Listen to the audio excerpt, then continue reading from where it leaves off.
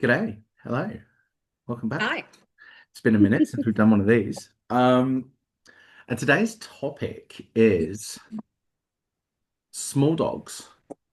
Um, uh, I would just love you. I haven't asked you this. I've put the idea to you, but I never actually asked your opinion.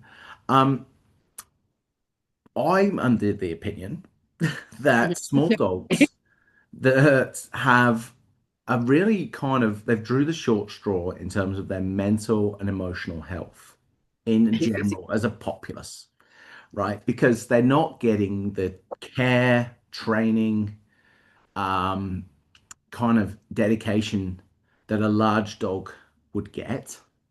And there's factors to that, like a big dog causes more problems, so people call for help with big dogs more than they do little dogs. They're proactive more with big dogs and little dogs. And the training that a big dog gets does provide a lot more clarity and consistency from the off proactively than little dogs are getting. And because their little dogs' behaviors aren't getting addressed because it's not as big a thing to the human, they're just getting left to struggle. Thoughts? Well, yeah, I agree. Look, yeah, in my opinion, similar to yours, they don't get the attention that larger dogs do due to the capacity of danger that a large dog could cause, even if that's just jumping on somebody. It's not necessarily going straight in for the bite factor. Yeah. If a large dog jumps on someone who's frail, so I remember hearing from another trainer who worked with a chocolate Labrador that jumped on an 80 something year old woman. The woman fell, broke her hip, and the woman's family sued the dog owner. Yeah. I don't know how that ended up. That was just part of what I heard, and this is, third party information. Now, if a little dog jumps on an 80-year-old person, everyone goes, "Oh, how cute. They like you." So the perception of what the jumping means and the outcome are totally different. Yeah. So the responsibility that the owners take, and this is individually dependent on the owner.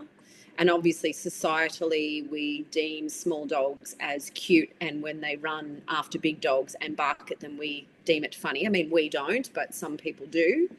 So the understanding of what the little dog is actually going through is not seen at all. There's no perspective of, oh, wow, that dog's really struggling and they're telling that other dog to bugger off. Yeah. Or if they are jumping, maybe that the jumping could be a behavior issue that's not just looking for attention, or maybe it is, or maybe it's a pain issue, or maybe it's that they can't deal with the change of environment, so they're overstimulated. Like, there are all these things that we deal with larger dogs that people just don't look at with smaller dogs because it's a manageable Yeah. problem, or they don't see it as a problem at all.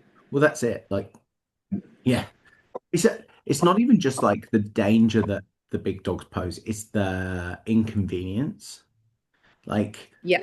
the big dog jumping up may well not be deemed dangerous, but definitely annoying, inconvenient. And like the fundamental difference, like, like big dog jumps up, I'm like instantly, we've got to train that dog not to do that. That's terrible.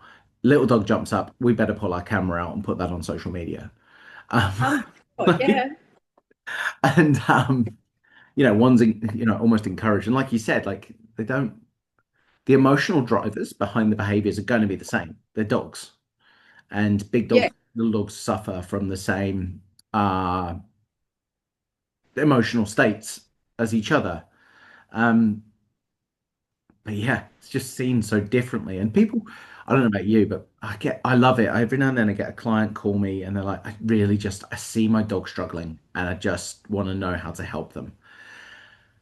But most people are picking up the phone because the dog is causing an inconvenience in their life, which is really valid. Like I'm not discrediting doing that. Like it's a really valid reason to call up for help, but it's very much a human-centric lens. It is. Because a lot of us don't look at our dogs as living, feeling beings. and we look at them as, you have to fit into my lifestyle and the expectations that I place on you. But there's also, again, that has come from, for decades, that's just what people saw dogs as. They're just an accessory. Legally, they're property. So the meaning of them as a living being, feeling being, and having that understanding of, are you okay, isn't always at the forefront. And then you add social media and all of the rubbish that comes out on social media. I mean, I don't look at TikTok or God knows what else. Every now and again, another trainer will put something up where I'm like, oh my God, people are actually watching this, and it's becoming a trend. Like, Yeah.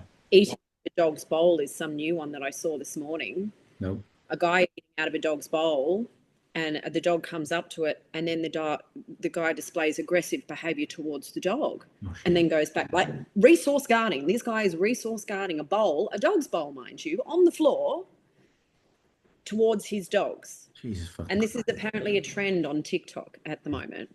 Just dickheads. Exactly. So if you're thinking about the concern of the emotional repercussions of the behaviors of not just humans but things in the environment that can have on a dog, it just doesn't seem to be there in the larger population. And I'm sorry, the larger population of dog ownership. Yeah. There is another thing as well, and almost like to the other end of the scale, but it's still a problem, is the how much people I think people are well intended. They're more than ever towards their dog's feelings. More than ever as a culture, I think we care more about our dog's feelings than ever before. But the education is really poor. So it's just like as an example, um, conversation I just had with somebody about an hour and a half ago. Uh, their dog, whenever it was in and around another dog in its personal space, was super agitated, jumping up on other dogs' faces, constantly licking, rolling on its back, jumping back up, and could never settle and relax.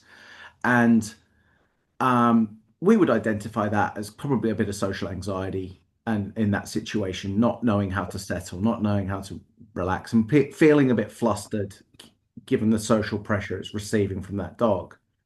But the lady really cares about the dog. She really wants it to go well. She wants the dog to feel good, but she had misunderstood that as excitement.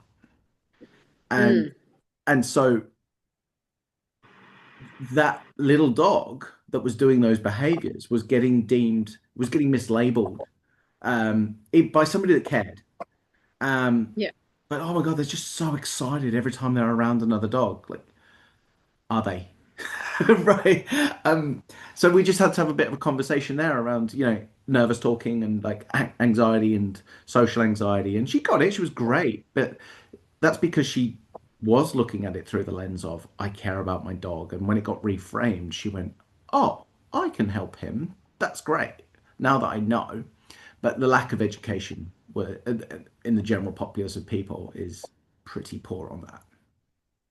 Yeah, well, yeah, it is. And I think it's what you said there, reframing, because there is, and I can put my hand up, I would have thought 10, 15 years ago, if I saw that puppy, I would have been like, oh, super friendly, Yeah. just super excited. I didn't have the knowledge or the education to think otherwise. Yeah. So it's great now that, and even if I think about trainers or behavior consultants, whatever label we want to put ourselves, the education we are now getting and have to have, because the domestic dogs that we have now are very different to the ones we had 30 years ago, is so much broader that it is giving us the opportunity to reframe those things that people see with their dogs, instead of, they're super social, and they're just really happy, or they're just getting attention, maybe they're really submissive.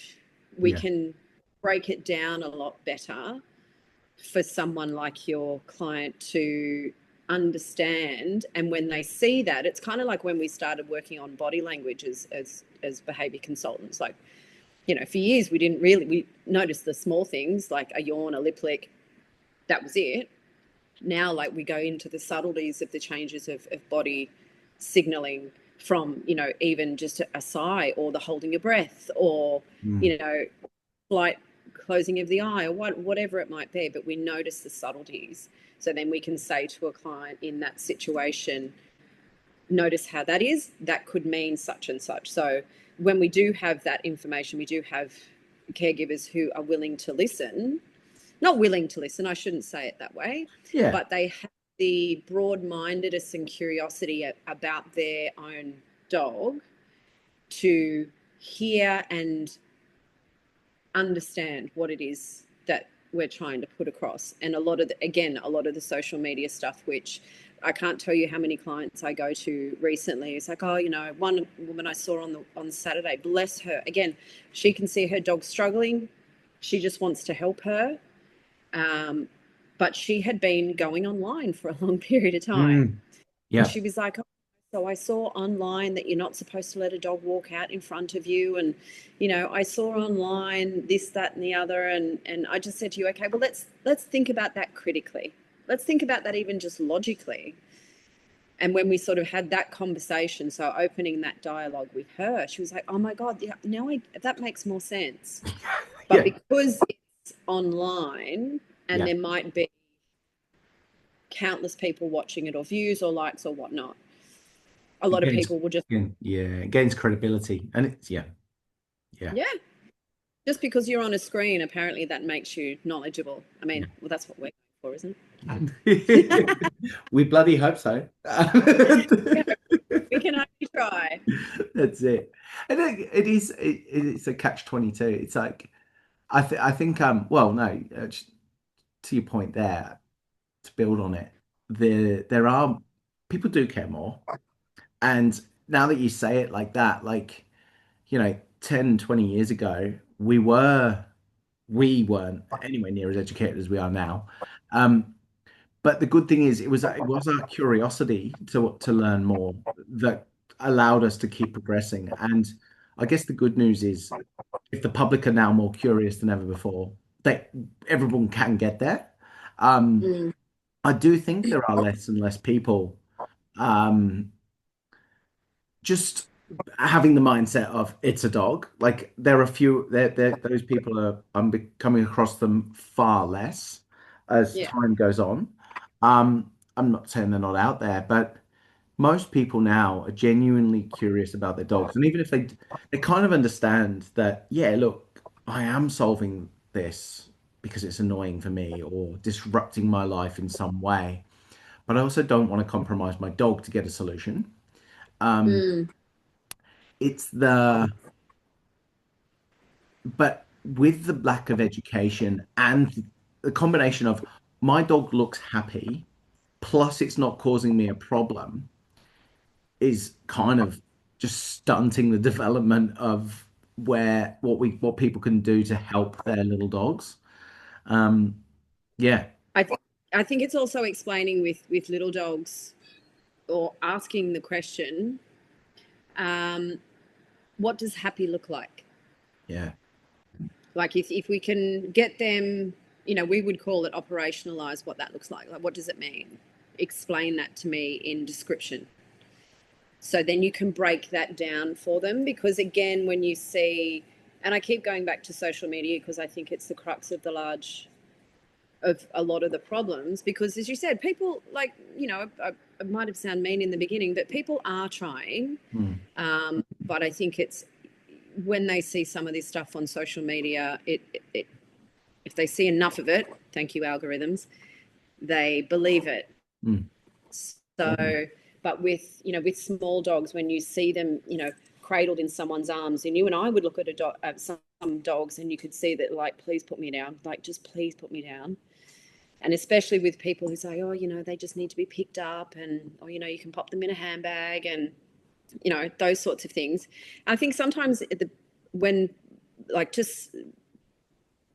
side sometimes with people with small dogs in the very beginning, I think when they get small dogs, because they're so tiny as puppies, whenever they think they may be in danger, they instantly pick them up for safety, right? They're trying to keep their puppy safe. Like, I get it that, when you got a puppy that's this big, and they look like they're in a little bit of trouble, then people, have a tendency to pick them up. And I think that then sort of facilitates the lack of ability for that puppy to problem solve and be okay in a space where a big puppy, you'll see people just go, yeah, you'll be fine. Come on, Yeah. Yeah. work it out. But whereas the little ones, I think it's just because of the size. Yeah. Whereas if we broke down what some of these little dogs were bred to do, like, a Dachshund, Dachshund, I may be pronouncing it wrong, Sausage dog. sausage dog, wiener dog, they were bred to go down burrows and pull out badgers. Yeah. Now, I've seen a real live badger. They're scary as hell. Oh yeah. Yeah. You don't get near 'em. Yeah. Yeah. These guys aren't lap dogs. No. They're No. tenacious, problem solving, they're independent, they're smart, they're super dogs, and they're probably tougher than a Great Dane. Yeah. Like a classic one, a classic like comparison for me is like just simply walking down the road and pulling on the leash, right? Like if Mm, a big dog pulls on the leash, the human will typically go, God, that is really uncomfortable. I better put that right. Like, let's help me. And in turn, they normally help the dog. Like, if I see a dog pulling on the lead, like frantically and like obsessively and a lot, and yeah, I can probably put money on it that that dog is not having the best walk. Like mentally, they're not. And you get some dogs that are just happy-go-lucky, pulling on the lead, trying to get where they go, trying to go. But I see a lot of dogs in busy city streets that are not pulling because they want to be somewhere. They're pulling because they want to not be where they are, and they're running away.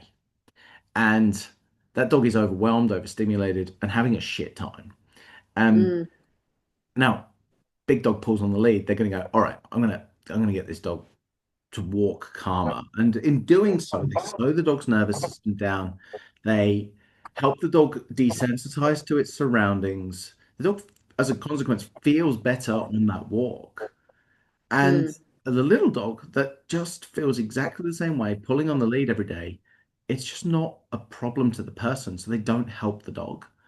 And because they don't need the help themselves, it's like, it's just pulling on the lead, but it's 5 kilos. Who cares? Um, just the dog's left to struggle. And then you get the narratives of small dog syndrome. Well, if small dogs are walking around struggling more, then you will see more Mm. reactivity. But they've not got a syndrome. They're just not getting help. And but again, that's the problem with labels. Yeah, When you label anything, people's brains stop thinking about it. It's like, oh, yeah, small dog syndrome. That's it. yeah, So we no longer have to question the behavior or really look at it from a holistic lens of, okay, that 5 kilo dog is pulling like a freight train on the lead. They're panting, their mouths wide open, the tongue's hanging out, the eyes are about to pop out of their head. They're so lowered down they may as well be a lizard, and they're just swimming yeah, across the footpath. Now, as you said, if that was a 45 kilo dog, then people would be going, oh my God, what's going on with that dog? Now, a lot of the time it is deemed they're just excited, they want to get somewhere. But as you just mentioned, and we both have seen, probably a good 95, I'd say maybe 90, 95 might be a bit much. That dog's not happy to be outside. yeah, Or that once they go outside, the stimulation peaks their arousal level, that everything just becomes so difficult for them to deal with that they're like, just get the damn walk over with. I don't care. yeah. And then once they get home, the dog does a massive shake off. They probably see other behaviours that might be Like a hangover, the well, like a yeah, the residual, hangover. a residual hangover from the overstimulation. Yeah, they do zoomies, they grab another toy, they rip up a toy, they bark at the owner, and Yeah, little dogs do the same thing. But again, it's not seen as the same behaviour yeah, yeah, because they're little. So yeah, yeah, it's a hard one. yeah. So, like, the answer is do it for your dog, if not for you. If you can help, if you can see that your dog is overstimulated, scared, anxious, help your dog.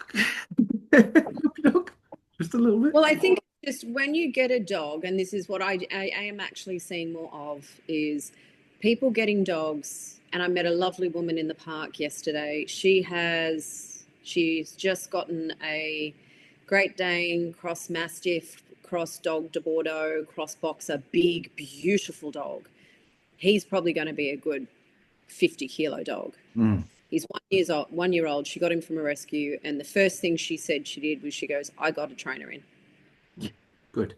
That I wanted to make sure I was doing right by this dog. Now we had the similar conversation to what we're having now about big dogs and small dogs, but she said I got someone in straight away because I needed to understand this dog. I think I don't have children, you do, but when you have a child, they do give you some education on what that looks like in the beginning. Obviously the rest of her life is good luck. But I think it's when you're getting, and they're doing it over in, is it Zurich now? When you get a dog, you have to do training. You Yeah, have right. to. It's mandatory. As of July this year, they made it mandatory to do training when you purchase a dog, Yeah, right. Good. which is something that we should have it here as a Western country, but we're bringing in another species, and there Mm. are so many different breeds of dog. It's not just their dogs; they are breeds of dogs with breed-specific behaviours and traits that need to be understood and facilitated, no matter what the size. Where you got a teacup Yeah, that's right. Chihuahua to a Great Dane. Yeah, like that's it. Like it's not like no, what I'm saying that really is like little dogs' needs aren't being met. Big dogs' needs sometimes often aren't as well, but they probably are more so than the little dogs because Yeah. yeah, there just seems to be a discrepancy there. Mm. We're gonna run out of time in a minute. Is there anything you'd Okay. like to add, finish on? I think just be aware that the four-legged, furry, lovely thing in front of you is a living, feeling being, no matter what size they are. Just learn to understand them and be there for them. We know that you love them, that's why you get them. But just because you've had dogs all your lives or you've seen something or TikTok, sometimes it just takes a little bit more of an open-ended conversation to have a look at the dog in front of you and really understand what their behaviors mean, rather than just either ignoring them and trying to manage them, because eventually they do get to a point where it does get annoying for both ends of the lead. So do yourself a favor and just get some professional, even if it's just a conversation with someone, if about small things you might notice, because small things end up being really big things. Yeah, absolutely. That's really well put. Well done. Thank you very much. That was great. That was brilliant. Oh, good stuff. All right, mate. We'll wrap it up there, but thank you very much. We will No worries. See you next see time. everyone very soon. Bye. Bye.